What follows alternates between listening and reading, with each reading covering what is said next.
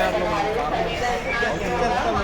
అక్కడ వైపు విఘ్నేశ్వరుడిని అలా చేతిలో త్రిశూలం కట్టుకొని, అంటే నిజంగానే పుట్టేటప్పుడు కూడా తనే ఉంటాడు, జన్మించేటప్పుడు.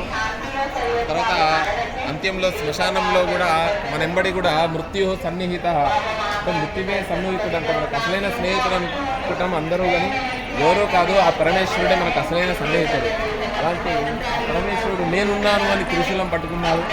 తర్వాత ఆయన యొక్క కుమారుడైనటువంటి మహాగణాధిపతి చేతిలో ఎంతో అద్భుతంగా మోదకము, ఒక చేతిలో ఒకే దంతం ఉంది, ఏకదంతుడు ఆయన దంతము అలా పట్టుకొని ఒక జ్ఞానానికి ప్రతీకన్నట్టు మహాభారత సమయంలో కలమైపోయిన సమయంలో అప్పుడు ఏనో యొక్క దంతం తీసుకొని మహాభారతాన్ని వ్యాసుడు 1,00,000 శ్లోకాత్మకంగా రాశారు చెప్పారు. అలాంటి మహాగణాధిపతి అదేవిధంగా ఇక్కడ ఒక అద్భుతమైనటువంటి శివుడి యొక్క రూపాలు చూస్తున్నాం. ఇక్కడ ఆంజనేయ స్వామి వారు నిజంగా భవిష్యత్ బ్రహ్మ ఆంజనేయ స్వామి. ఈ ధ్వజస్తంభాలు కూడా చూడండి, కాంతాలు మొత్తం రాతితోనే నిర్మాణం చేశారండి మోదీ గారు, చాలా అద్భుతంగా చేశారు. అసాధ్య సాధకత్వాన్ని అసాధ్యం తమకుంగద రామదూత కృపాసిందో మత్కార్యం సాధయ ప్రభావం. విగ్రహమూర్తిని చూడగానే 2 చేతులు పెట్టి ధ్యానం చేయాలనిపిస్తుంది. చేతిలో గద పెట్టుకొని అభయస్తంతో ఉన్నటువంటి ఆంజనేయ ఎంతో మంది ధ్యానం చేస్తున్నారు.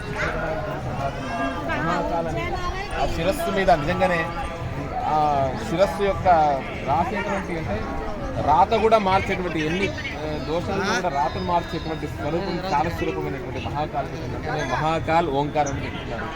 చూడండి, ఇది అసలు అద్భుత ఘట్టం. శివుణ్ణి ఎన్ని రూపాలలో చూస్తున్నాం మనము. నందీశ్వరుడు, గోవు, తర్వాత శునకము, కాలభైరవ స్వరూపంలో సింహవాహనము, ఏనుగు వాహనము, సర్వం శివమయం, అంతా కూడా వ్యాపించి ఉన్నాడు. ఈశాన సర్వ విద్యానాం ఈశ్వర సర్వభూతానాం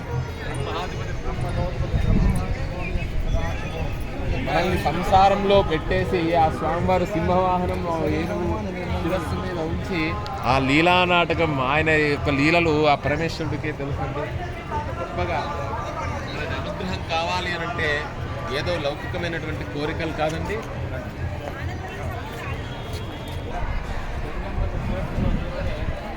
గంగ లేకుంటే మనం లేమండి. ఉదయం లేవగానే గంగే జమునే చేవ గోదావరి సరస్వతి నర్మదే సింధు కావేరి జలేస్మిన్ సన్నిధిని గురు అంటూ ఆ గంగా మాతను ఏంది మన జీవన విధానం లేదు. ఆహారం తీసుకోవాలన్నా, ఒక అడుగు వేయాలన్నా కూడా భూమాత, గోమాత, గంగామాత అనుకుంటారే.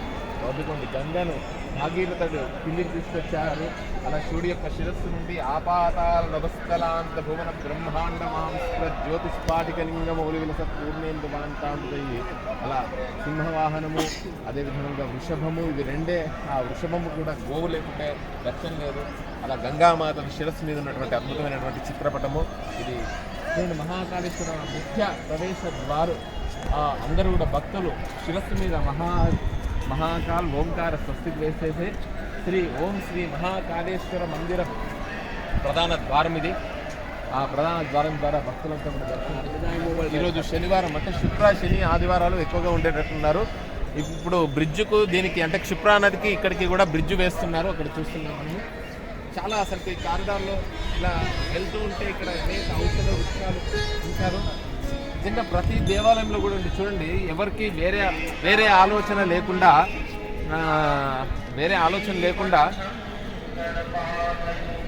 ఎంత అద్భుతమైనటువంటి కీర్తనలు పెట్టారు చూడండి. మేము భక్త నివాస భారతమాత మందిరం కూడా ఎక్కడ లేదండి, కేవలం ఇక్కడ ఉజ్జయినిలో ఉంది. ఇది సంకేతం ఏమిటి అంటే ప్రతి ఇంట్లో భారతమాత ఫోటో ఉండాలి. మీరు 100 దేవుళ్ళ ఫోటోలను పెట్టుకున్నా, ఒక భారతమాత ఫోటో పెట్టుకున్నా, దైవభక్తి కంటే దేశభక్తి ముఖ్యమని మనకు ఎంతోమంది మహనీయులు, పరమాచార్య స్వామి వారు, కాంచి కామకోటి పీఠాధిపతులు, జగద్గురువులు, శృంగేరి పీఠాధిపతులు అందరూ కూడా చెప్తూ ఉంటారు. ఆ విధానంగా జై శ్రీరామ్ వీళ్ళంతా కూడా ఇక్కడ రక్షణ చేస్తుంటారు. ఈ క్షేత్రానికి ఆ శివాంశ లేకుంటే పెట్టారు. అలా ఎంతోమంది సాధువులు, దైవభక్తి కంటే దేశభక్తి కూడా చాలా ముఖ్యం. అలా దేశభక్తికి ముఖ్యంగా భారతమాత మందిర్, శ్రీ మహాకాళేశ్వర భక్తి నివాసం. మేము ప్రస్తుతం అందులోనే ఉంటున్నాము. అది ముందుగా బుకింగ్ చేసుకోవాల్సి ఉంటుంది. ఇదంతా కూడా కారిడార్. ఆ భారతమాత మందిర్ని కూడా మనం సందర్శన చేద్దాం.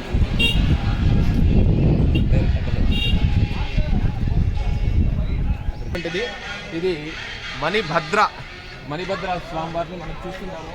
ఈ కారిడార్లో, ఉజ్జయిని కారిడార్లో వ్యాపోథ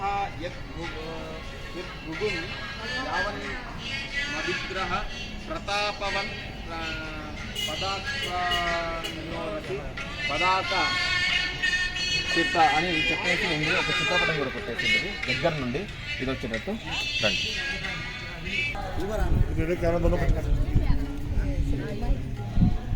రావణ బ్రహ్మణ ఇదేంటి?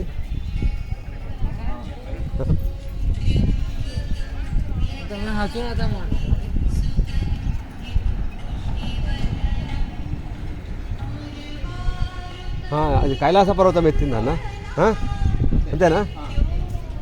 ఒక్క నిమిషం స్టార్ట్ చేస్తా. రావణాసురుడు ఒక్క నిమిషం రెడీ.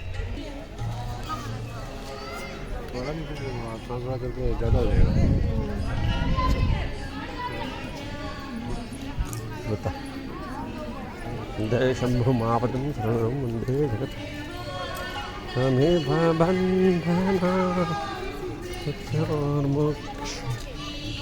మామృ గోదావరి నర్మదా హిం పుష్టివర్ధనం. కానీ సాంగ్స్ కూడా భలే సెలక్షన్ అనా కదా. మనము టెంపుల్లో మనం సెట్ చేసుకోవాలన్నా ఇది.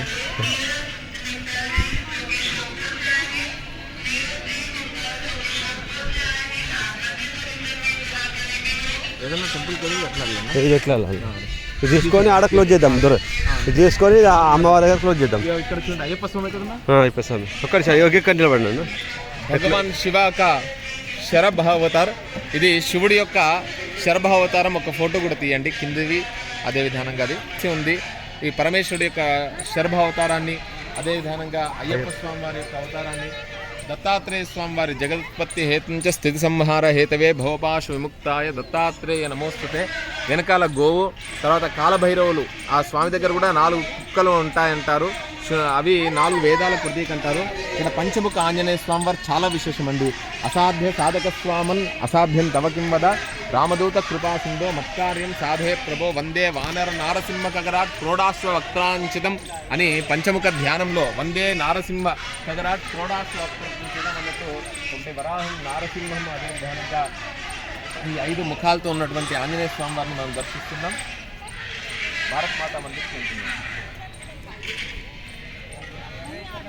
ఈ కారిడార్లో ఎవరైనా కూడా ప్రముఖులు వస్తూ ఉంటే వారిని తీసుకుని వెళ్తుంటారు. సెక్యూరిటీ కూడా హై సెక్యూరిటీ ఉంటుంది. ఇక్కడ కూడా అనేక శిల్ప సౌకర్యాలు చూస్తున్నాం. అక్కడ ధ్యానముఖ్యంలో భద్రలో పరమేశ్వరుని దర్శిస్తున్నాం. వందే శంభు మమాపతిం సురగురం వందే జగత్కారణం వందే పన్నగభూషణం మృగధరం వందే పశూనాం పతిం వందే సూర్య శశాంకవన్నివేదం వందే ముకుంద ప్రియం వందే భక్తజనాశ్రయం చవరణం వందే శివం శంకరం. అంటే ఇక్కడికి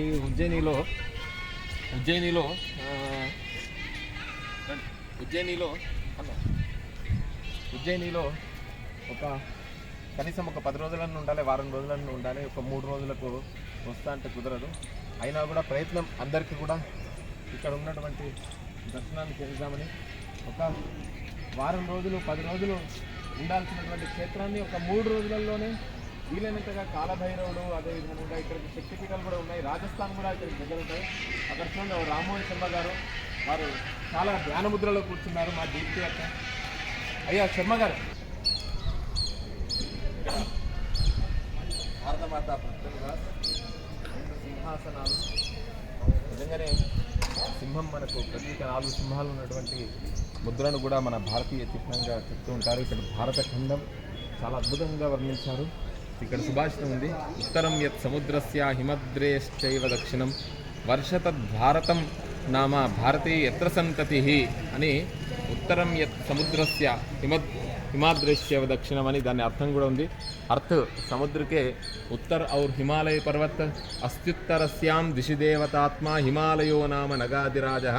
दक्षिण में जो देश है उसका नाम भारत है, जहाँ निवास करने वाली संतति भारतीय कहलाती है అని ఈ భారత ఖండాన్ని వర్ణించారు. ఇక్కడ చూడండి, ఇక్కడ కన్యాకుమారి, రామేశ్వరం, తర్వాత కాలడి, మన శంకరాచార్య స్వామి వారి జన్మస్థానం, విజయనగరం, కాంచి ఇవన్నీ కూడా 4 చతురామ్నాయ పీఠాలతో సహా పురి, ద్వారవతి, చేవ, ఇట్లా ద్వారక ఇవన్నీ కూడా 4, కృష్ణా నది, తర్వాత మల్లికార్జునుడు, ఆ శివలింగాలు ఉన్నటువంటి జ్యోతిర్లింగాలండి. జ్యోతిర్లింగాలు చెప్పారు. భీమేశ్వరం, త్రయంబకేశ్వరం, కృష్ణేశ్వరం, తర్వాత ఓంకారం, అమలేశ్వరం, మహాకాళేశ్వరం, అవంతిక, ఉజ్జయిని అంటారు. ఇదే ఇప్పుడు మనం ప్రస్తుతం ఉన్నది నర్మదా నది. అక్కడ అమర్ఖండ్లో పుట్టినటువంటిది. అక్కడ అమర్ఖండ్ అని కూడా ఉన్నది, అక్కడ మనం చూస్తున్నాం. కాశీ విశ్వనాథుడు, మధుర, యమున, గంగా నది, బద్రీనాథ్, ఇలా మీది వరకు కూడా అమర్నాథ్, తక్షశిల, తర్వాత సింధు నది, వైద్యనాథ్, బ్రహ్మపుత్ర నది, ఢాకా నది, ఇక్కడ నదులు, పర్వతాలు, తర్వాత ఇవన్నీ కూడా ఇందులో ఒకే దాంట్లో ఇచ్చారు. తర్వాత గాంధార దేశం అంటారు, అక్కడనే తక్షశిల, లవపూర్, సింధు నది ఇవన్నీ కూడా ఉన్నటువంటిది. తర్వాత అది టిబెట్. కైలాస మానస సరోవరం అక్కడ కనబడుతుంది. పుణ్యభూమి భారత్ అని చాలా అద్భుతమైనటువంటి ఒక ఇక్కడ మనం భారతఖండం, నిర్మలసుర గంగాజల సంగమ క్షేత్రం, రంగులహరి విల్లుల వెరు సిల్లి నిలయం, భారతదేశం మన జన్మ ప్రదేశం, భారతఖండం, అమృత భాండం. ఇక్కడ మొత్తం అసలు మన దాంట్లోకి చాలా అంతా కూడా ఆక్రమించుకున్నారు. అవన్నీ కూడా మనలో అతి త్వరలో కలుస్తాయని ఒక నమ్మకంతో ఇక్కడ భారతమాత అమ్మవారు వెలిసిందేమో. ఇలా దేవాలయాలు అభివృద్ధి అవుతున్నాయి, గంగా నది ప్రక్షాళన అవుతుంది, నదులన్నీ కూడా మరలా కైలాసానికి, మనం కైలాస మానస సరోవరానికి రోడ్డు మార్గం ద్వారా వెళ్తున్నాము. ఇంతకుముందు వెళ్ళాలంటే అనేక అనుమతులు తీసుకోవాలి, ఇప్పుడు అనుమతులు లేకుండా ప్రతి దగ్గరికి వెళ్ళేటువంటి శక్తి వస్తుంది. అలా ఇదంతా కూడా మన యొక్క భారతీయ సనాతన ధర్మం యొక్క వైశిష్ట్యము. భారత్ మాతాకి జై, భారత్ మాతాకి జై. వందే మాతరం సుఫలాం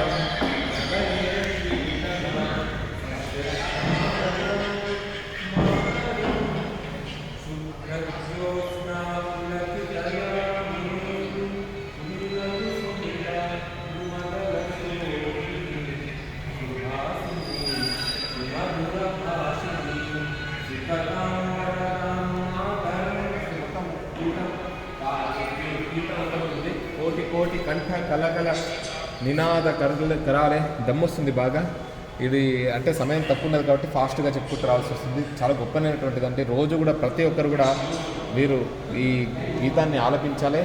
ఇదే దైవభక్తి కంటే దేశభక్తి ముఖ్యము. ఇక్కడ అఖండ ప్రేరణ దీపని, తర్వాత ఇక్కడ ఉన్నటువంటి ఆ నవరాత్రులు ఆరాధిస్తాం కదా, శైలపుత్రి, అదేవిధంగా బ్రహ్మచారిణి, నవదుర్గ, ఈ నవదుర్గలు కూడా చుట్టూ ఉన్నటువంటి దృశ్యాన్ని భారతమాత పాదాలకు అభివందనం చేస్తూ మా సతీష్ అన్నకు కూడా 2 మాటలు చెప్పాల్సిందిగా కోరుతున్నాను.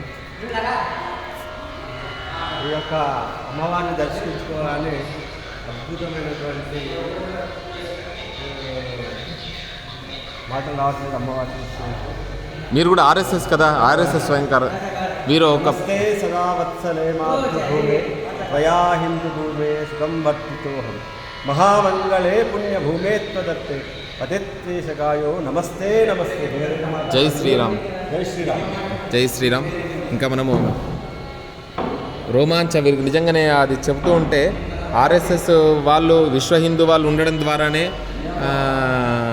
మన దేశం అసలుకు ఈ విధానంగా క్షేమంగా ఉంది. అంటే మనకు రాష్ట్రీయ స్వయం సేవకు, అదేవిధంగా విశ్వ హిందూ కార్యకర్తలు ఉండడం ద్వారానే మన భారతదేశం ఈ మాత్రం క్షేమంగా ఉంది. భారతమాత అమ్మవారిని దర్శనం చేసుకొని భక్తులంతా కూడా ఈ విజయనగరానికి వస్తే తప్పకుండా భారత్ మాతా కీ, భారత్ మాతా కీ. వందే వందే మాతరం, వందే మాతరం, వందే మాతరం అనే నినాదాలు చేస్తూ భారత్ మాతను స్మరిస్తూ ఇది అద్భుతమైనటువంటి దృశ్యం మనం చూసాము. ఇప్పుడు తిరిగి మన వెళ్ళేసి ఇప్పుడు సరిగ్గా ఉజ్జయిని నుండి, అంటే ఇక్కడ ఫ్లైట్ కూడా ఉందండి, ఇండోర్ నుండి ఫ్లైట్. అక్కడ నుండి 1 గంటన్నర జర్నీ. ట్రైన్లో రావాల్సినటువంటి వారు రావచ్చు. ఈరోజు కాలం చాలా తక్కువ ఉంది కదా సమయం. ఫ్లైట్లో రావాల్సినటువంటి వారు, తర్వాత ట్రైన్లో రావాల్సినటువంటి వారు అందరికీ కూడా ఇక్కడికి రావడానికి అవకాశం ఉంది. తప్పకుండా జీవితంలో ఒక్కసారైనా కూడా జ్యోతిర్లింగ క్షేత్రాలను దర్శించండి. అందులో ప్రధానంగా మా ఉజ్జయిని మహాకాళేశ్వర స్వామి వారిని దర్శించండి. మీ కాలాన్ని, మీ సమయాన్ని, అన్నిటికీ కూడా సమయం కదా, టైం రావాలి అంటారు. ఏదైనా కూడా ఆ టైంను, మీ సమయాన్ని మీరే మార్చుకోండి. యొక్క అనుగ్రహం ద్వారా, మహాకాలుడి అనుగ్రహం ద్వారా అలాంటి అనుగ్రహం కలుగుతుంది. జై శ్రీరామ్, జై శ్రీరామ్. వందే మాతరం, వందే మాతరం, వందే మాతరం. భారత్ మాతా की जय।